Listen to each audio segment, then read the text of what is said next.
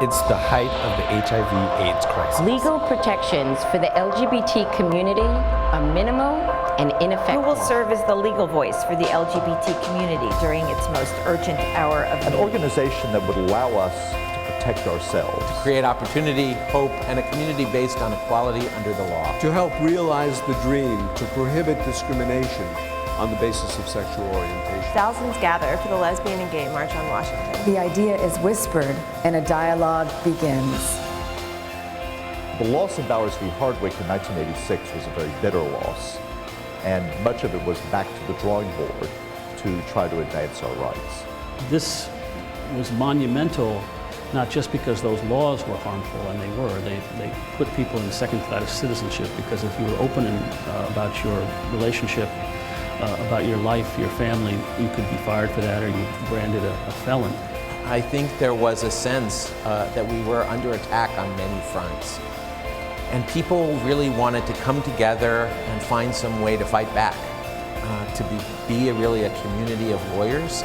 Here I was, the only openly gay attorney in New Jersey, dealing with lots of complex issues, and really had no one to turn to talk to.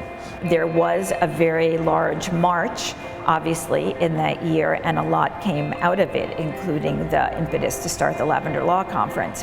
Abby and Bill and I somehow connected. Abby was the legal director of the Lambda Legal Defense Fund, and Bill was the head of an organization in Los Angeles, I think.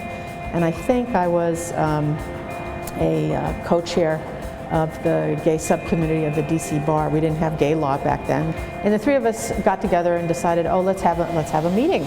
We collected our lists and invited people to a conference room in a hotel in Washington. And we got a room for about 100 people. We expected about 50 to show up, and about 300 attorneys showed up. People were pretty excited about the opportunity to get together and the potential to set something up so that we could continue meeting.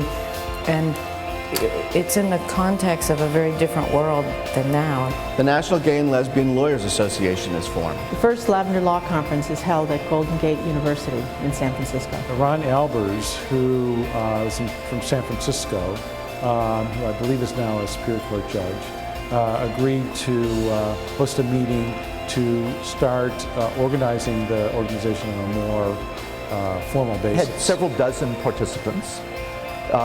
We mostly knew each other. There were not a lot of law students. There were some. There were not a lot of law firms. There were some. There were some law professors, some activists. And it was pretty incredible attending as a law student, because it gave you a chance to be bonding with other people. It really felt like the beginning of a movement, that there was a movement afoot. And the panels ran the gamut. There were some that were heady, theoretical discussions of the nature of privacy and liberty and equality and free speech, to some very practical things like drafting wills for people with AIDS. At the time that the first lawyers got together for the first Lavender Law Conference, I am presuming there was a sense of true urgency, because we were losing an entire generation of lawyers. There was always an effort to try to figure out how to provide practical advice for folks who were simply trying to help LGBT people in communities wide and far, and also be intellectual. It was a bar association that was for us, for our issues, and that could bring us together every couple of years for support, for ideas. I still have the materials from the first from the first Lavender Law Conference. These conferences were the places where people would get together in the absence of all of the internet resources we have today and other ways of transmitting information and documents quickly and easily. Really, it was all then, it made those conferences really critical for building those kinds of connections and networks. In order for people to recognize civil rights for us, we had to not be criminals first. So we had to sort of plot the decriminalization of the sodomy laws state by state. The dialogue continues. Where after Hardwick? Contested custody litigation. Military law for gays and lesbians. Will the American Bar Association support legislation to prohibit discrimination on the basis of sexual The orientation? first success of the organization was the status of becoming an affiliate with the American Bar Association. When we first applied, for status as an affiliate, we were turned down by the American Bar Association, which was devastating. You know, once the American Bar Association recognized us as an affiliate organization, I think that made a huge difference for our credibility in the profession and made it a lot easier, especially for those of us that live in, you know, the flyover states, as I call it. It became more of a professional organization. The association became connected with the American Bar Association, became legitimate in a different kind of way. It started as an organization that was an umbrella organization of local lawyers groups, and it was putting on a law conference every other year. Eventually it grew to an organization that was really a bar association made up of members. The conference became annual, and that turned it into something where national leaders were coming to speak about the cutting edge issues. It really does start to change in the 90s as more and more people were out, and it became sort of more accepted that people could work in a real law firm, an establishment law firm, and be an out attorney. We see how far we've come. 25 years later, in the District of Columbia, have legalized marriage for same-sex couples. But our fight continues. Our work isn't done. Our journey has just started. I was at that first career fair in Philadelphia in 2002, attending the Lavender Law Conference. It was the first time I think there had ever really been a job fair organized specifically for LGBT law school graduates. It was not a very crowded job fair. There weren't necessarily a lot of students or a lot of employers. The number of participants has just almost doubled, I want to say, since the first career fair that I went to.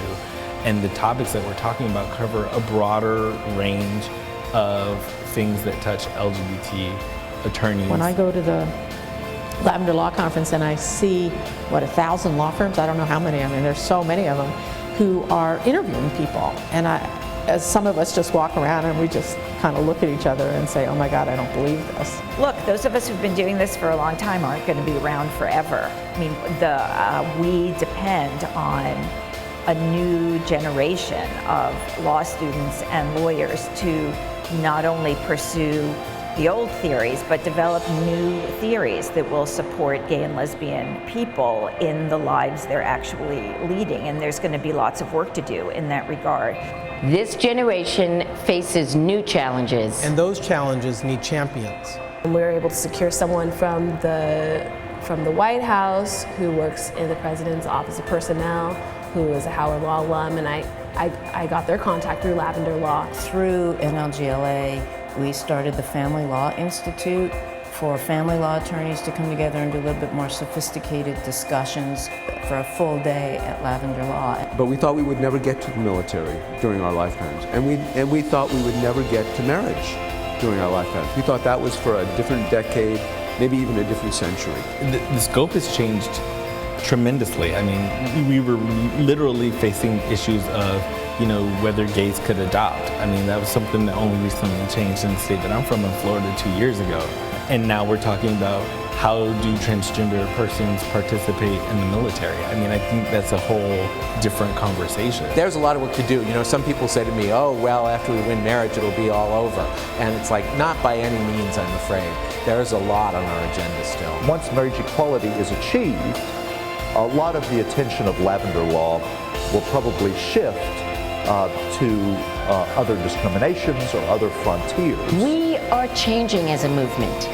We are coming into our own, but there is so much more still to be done. The LGBT Bar Association is your place. To meet with colleagues, to share our struggles, to grow our strengths, to make a difference for the LGBT community of today and of tomorrow. The greatest success of the National LGBT Bar Association is its people. We really have something for everyone now at Lavender Law. Every person that we have participating in the movement and the community is an asset to us. LGBT Bar Association helps create opportunities for that access, for that networking, for that professional development. Our association focuses on helping and creating resources for the legal professional who's out there at the forefront. Celebrate the National LGBT Bar Association's 25th anniversary. Help us realize equality for all under the law. Because this is just the beginning.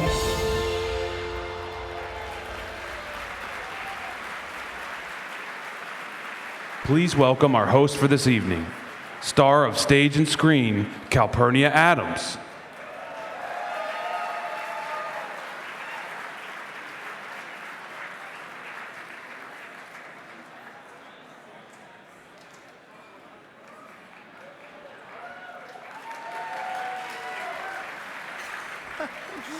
Thank you. Thank you. Hi, everybody. Welcome back. Another year. Wow. How's everybody doing? Is everyone right? Okay. I'm so nervous. Not really. So I have a little script here that I'm going to try to read, but you'll forgive me, hopefully, if I get lost a little bit.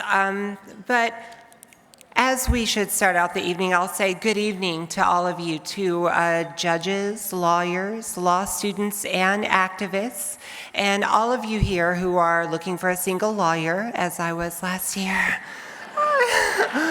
Right, I have found a boyfriend, though, so I'm off the market. Sorry, girls and boys and everyone. Oh God, I'm so nervous. I'm Calpurnia Adams, and I will be your hostess for the evening. Sorry. I'm super tall. I'm wearing $700 Italian shoes, so let me take there. Just kidding, they're from Goodwill. Okay, I'm so glad to be back at Lavender Law again for the gala dinner tonight, and thank you. I didn't even know I was going to be doing this. I wish I could have put on some makeup or did my hair or something, but you could say I'm kind of the Billy Crystal of Lavender Law. I'm back again and again, but I do have better hair and makeup. I like to think, fingers crossed. Tonight we are celebrating the 25th anniversary of Lavender Law. Wow.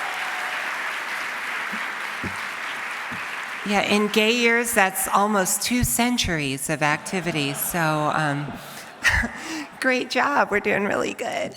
We're the second longest running gay show in the country, just behind Cher's farewell tour. You're so kind to laugh at my flubbed jokes. So no, I'm just kidding. You know, we all love Cher, and certainly she has given us an amazing out and proud transgender son, which I'm very excited about. Yeah, Chaz is amazing. I've been lucky enough to get to know him living in Hollywood. He's really a super, super guy.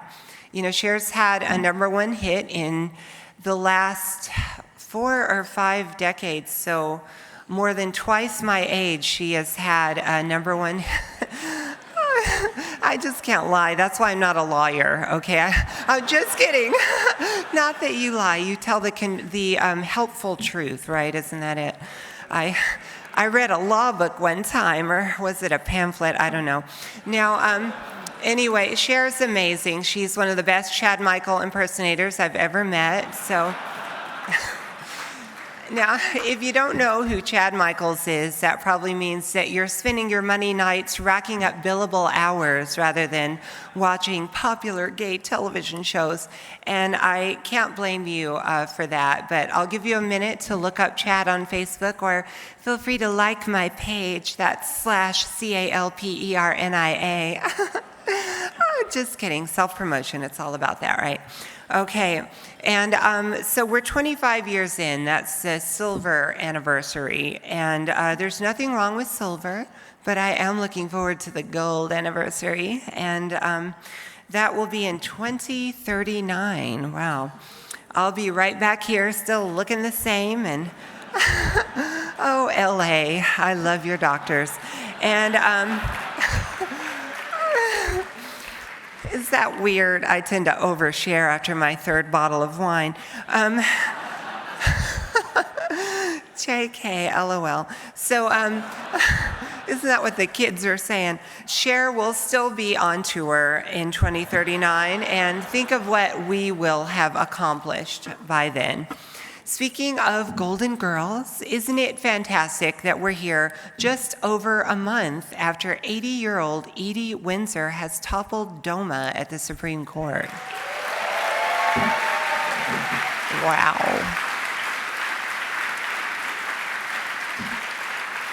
Yeah. I'm so proud of Edie, and I'm so proud of all the newlyweds and newlywed-agains who are out there here in California now that Prop 8 is out.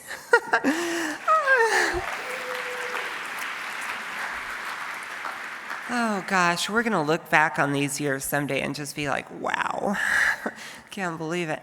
And I'm so thrilled to be part of the lineup tonight that includes Edie's attorney, Robbie Kaplan. Robbie out there. Amazing. DOMA was on the books for nearly 2 decades, but it was no match for Edie and Robbie. Thank you both for making history. Thank you.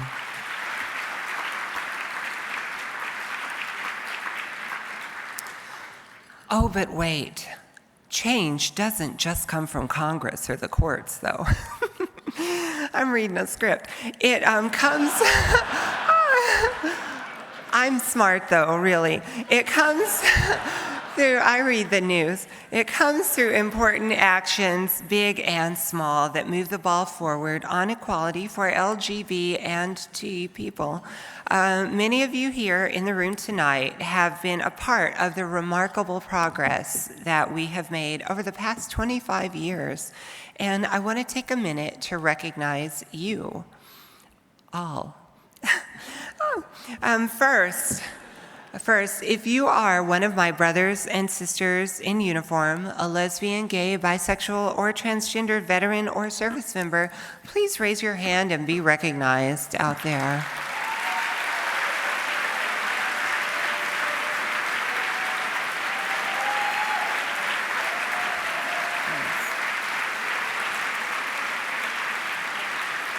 Congratulations.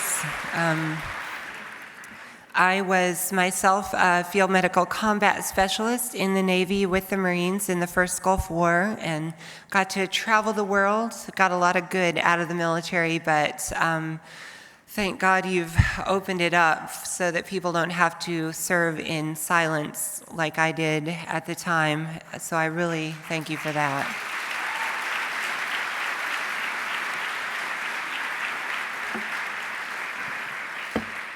If any one of you here or are from the many LGBT legal groups working to end discrimination in our laws, or any LGBT advocacy group working on our community's behalf, please raise your hand too.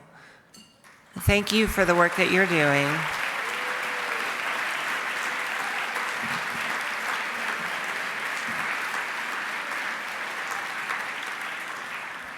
Thank you so much. California is a lot friendlier to transgender people in the law. Thanks a lot to some of your work, so I personally appreciate that.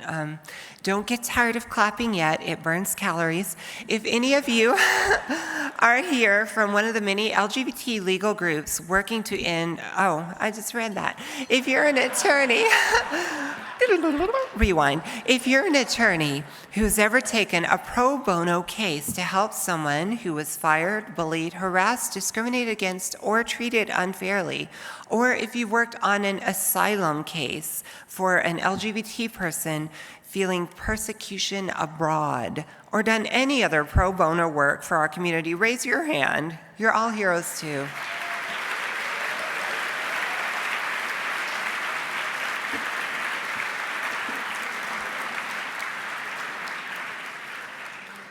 And if you're just here because you couldn't wait to see me live and in person in San Francisco, I do accept top shelf liquor or tips, so I'm just kidding. Just kidding. All right, so let's get our celebration underway, shall we? Please join me in welcoming, oh, let me pick up my shoes first. Talk amongst yourselves.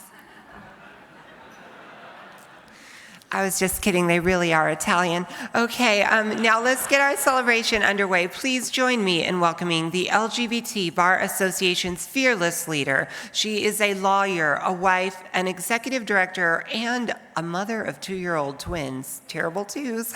Love them though. Why isn't she drinking already? Come on up here, Darcy Chemnitz, yay!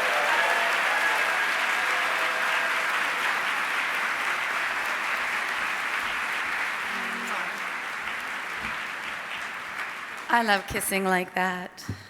Thank you so much, Calpurnia. And for the record, I would like everyone to know, especially my board of directors, that I do know who Chad Michael is. Thank you very much. So on behalf of the staff, board, and members of the LGBT Bar Association and Foundation, welcome to our 25th anniversary gala. Tonight we're celebrating and reflecting upon the historic progress we've made over the past 2.5 decades, and we're looking forward to the work that remains until everyone, regardless of sexual orientation or gender identity, is treated fairly and equally under the law. There are so many people who helped to get the bar, our community, and our profession where we are today. I want to take a moment and thank especially my board of directors, the best damn board of directors and the entire LGBT movement of both the foundation and the association. Thank you both boards so much.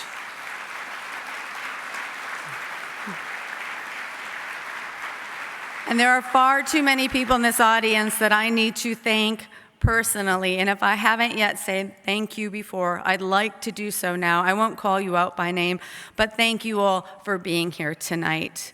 Last year, we were joined in Washington, D.C. by an attorney you might know, Eric Holder, who spoke about the work ahead for our community and his decision not to defend the Discriminatory Defense of Marriage Act in court. And this year, we're joined by attorney Roberta Kaplan, the attorney who won the U.S. Supreme Court case striking down the heart of DOMA. Nice?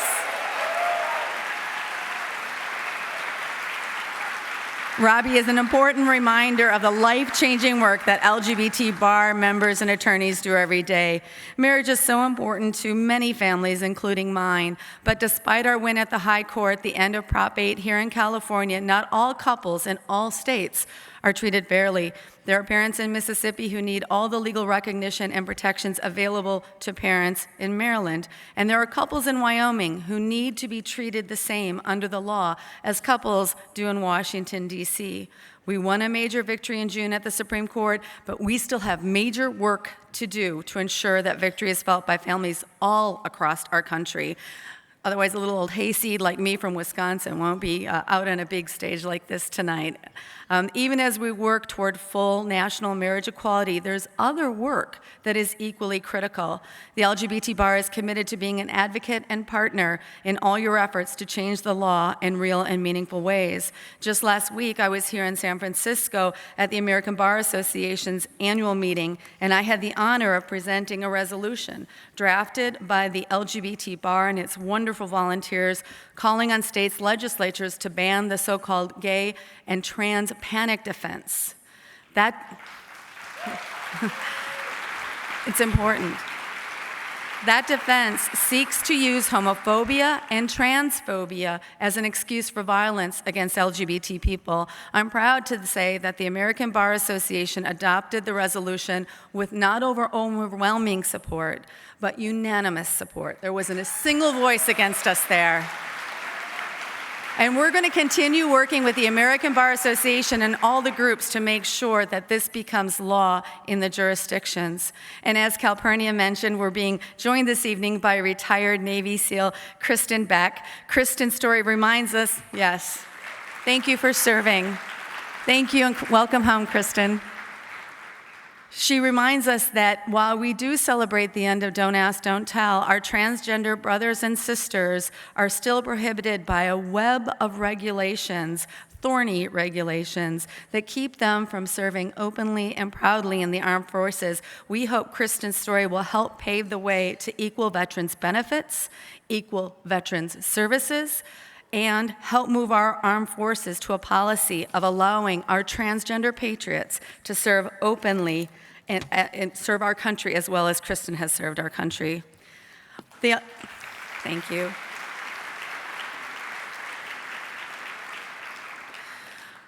The LGBT bar and our members are working in so many ways to move the ball forward on equality. We were proud to work alongside Senator Jeanne Shaheen of New Hampshire on including the Jury Access Act, which would prohibit discrimination in jury selection, as part of this year's Senate Appropriations Committee. We've convened a panel earlier today here at Lavender Law to look at this important issue.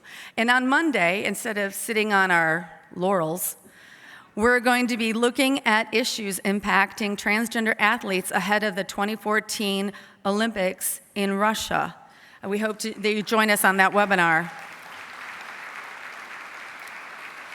The LGBT Bar isn't just an association of legal professionals. We're an organization comprised of some of the best legal minds in the country and some of our movement's most passionate advocates. The Bar is Robbie Kaplan, who took Edie Windsor's case along with the ACLU when others turned Edie away.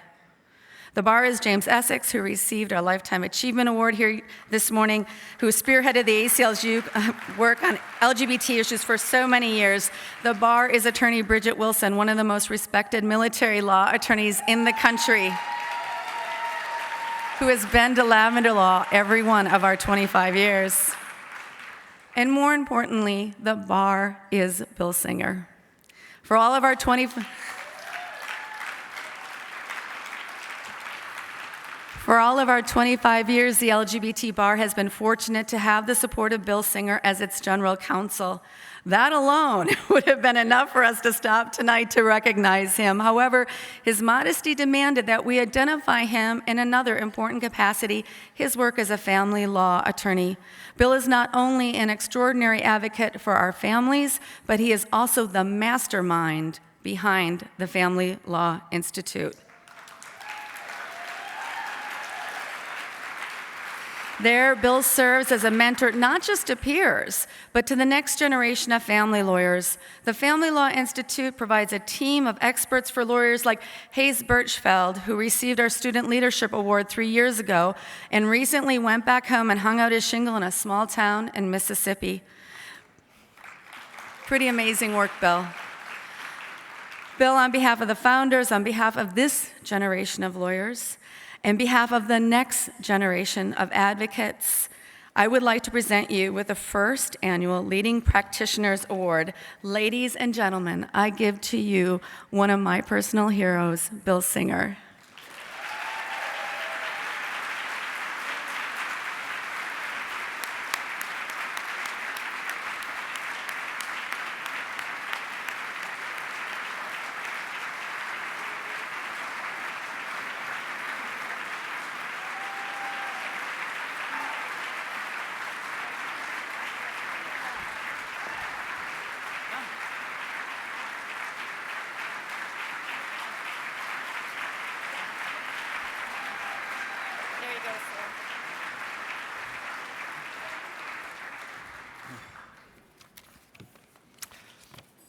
I'm an emotional guy, so I might get a little emotional here.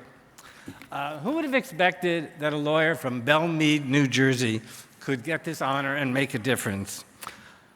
It shows you that you can make a difference no matter where you practice. First tonight, I want to thank the LGBT Bar for this tremendous honor. A big thank you to Darcy, who has steered the bar so ably the last 9 years.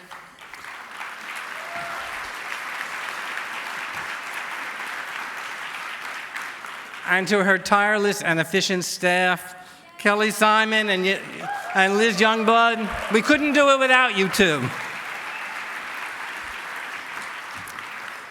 When I attended my first Lavender Law 25 years ago, I felt I had found a home. It was a bleak time, a time of Bowers versus Hardwick, a time of the AIDS epidemic. The bar for me was a tonic for that depression. It provides now and did then a way to learn from each other and to build a relationship that will last for decades. I want to speak particularly to the young lawyers out there and ask you to consider volunteering your time and energy to the bar. We've come a long way in 25 years, but we have much, much more to accomplish, and we need your help to make that happen. My second thank you is the National Center for Lesbian Rights, which in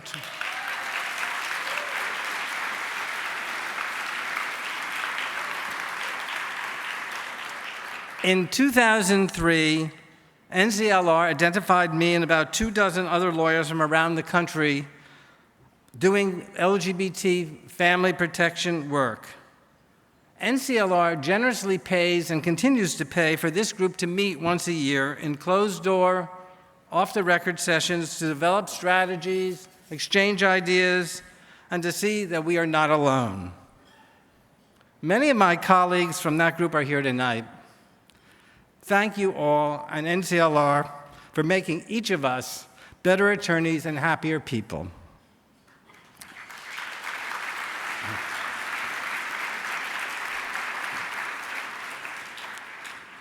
As someone who lived and lost during the AIDS Holocaust, my third thank you is to those we lost. I want them to know that I will never forget, and they are always in my mind and heart. And my final thank you is my husband, Raul Daniel Luna.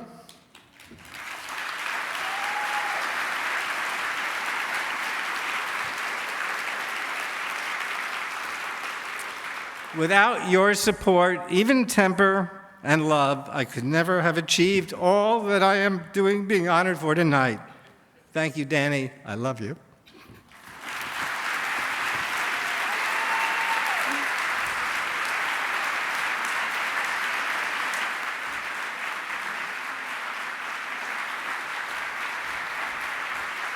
Do I have the best job in the world or what? Thank you, Bill.